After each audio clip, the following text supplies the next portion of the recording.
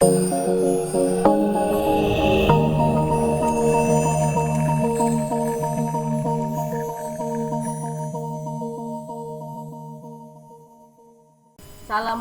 warahmatullahi wabarakatuh. Hari ini kita akan mempelajari bagaimana membuat perintah atau kode program untuk mengaktifkan aplikasi yang sudah Anda buat pada Visual Basic-nya, ya.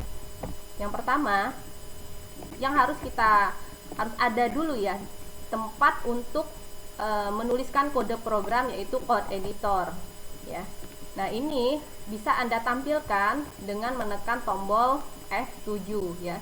Di sini Anda bisa mengetikkan perintah-perintah supaya dapat mengaktifkan aplikasi yang sudah Anda buat ya.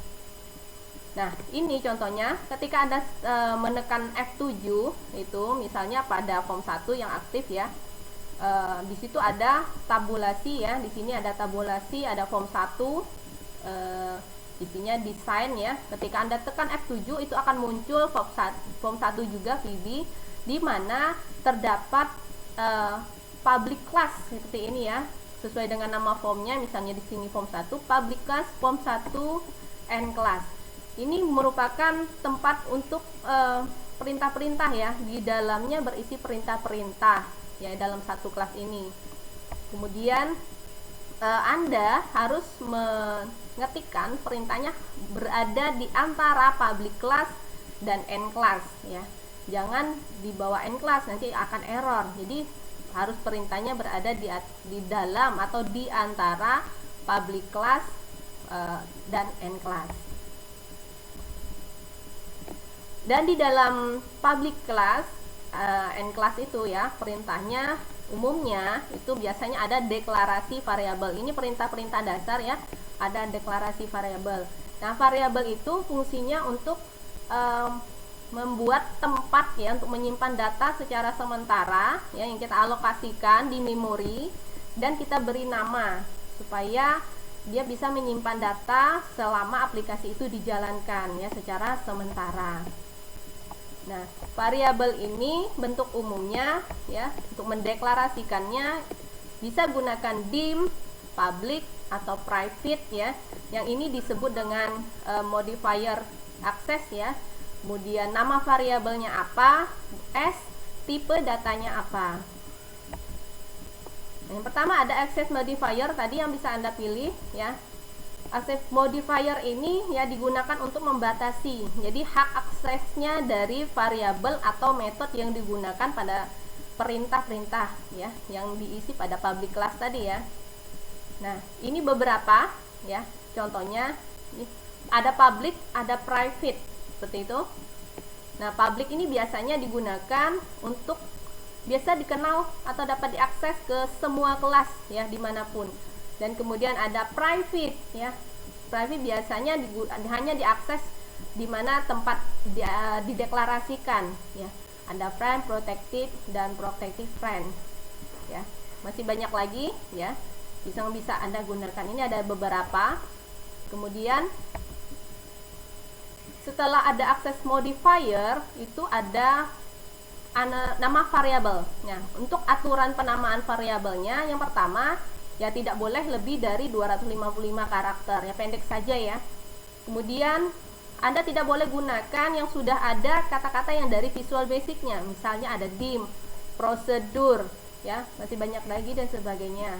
Kemudian pada saat pembuat nama variabel itu tidak boleh ada spasi. Misalnya lebih dari satu nama tidak boleh ada spasi dan titik ya, seperti itu. Kemudian harus dimulai dengan huruf, bukan angka ya, harus dimulai dengan huruf. Nah, tipe data. Kemudian setelah access modifier, nama variabel, S, tipe data. Nah, tipe data, semua data atau setiap data itu biasanya punya data yang tipe yang berbeda-beda. Contohnya, misalnya untuk angka bulat ya, bisa Anda gunakan integer long atau long ya. Kemudian misalnya untuk pecahan atau desimal, Anda bisa gunakan single atau double. Untuk mata uang, Anda bisa gunakan currency. Kemudian untuk teks, Anda bisa gunakan string. Untuk data logika gunakan boolean, kemudian untuk tanggal atau waktu itu gunakan date, objek, untuk objek atau gambar bisa gunakan objek. Contohnya untuk mendeklarasikannya, contohnya seperti ini, dim ya, dim itu access modifiernya ya, angka, nama variabel, s string, string tipe datanya. Contoh lain, dim bilangan s double, misalnya tipe datanya pecahan ya. Kalau yang angka bisa kadang-kadang bisa gunakan string. Kalau yang private, nama s string, nama tipe datanya string ya untuk teks. Kemudian bisa dengan public, bisa diakses di keseluruhan program ya. Public nilai s string misalnya, s integer misalnya, seperti itu. Kemudian perintah dasarnya lain adalah method ya. Nah, method ini adalah aksi yang dapat dilakukan objek atau kontrol, contohnya dari label, text box dan sebagainya. Nah, perintah ini biasanya menggunakan pemisahnya titik ya. Setelah titik itu adalah method. Contohnya ya, label 1.text. Nah, label 1 itu objek atau kontrol, kemudian metodenya adalah .text ya, text gitu ya.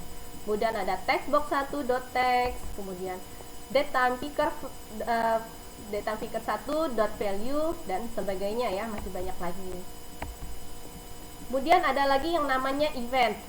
Event ini kejadian ya, yang dialami oleh si objek atau kontrol. Kejadian yang dialami misalnya button gitu ya.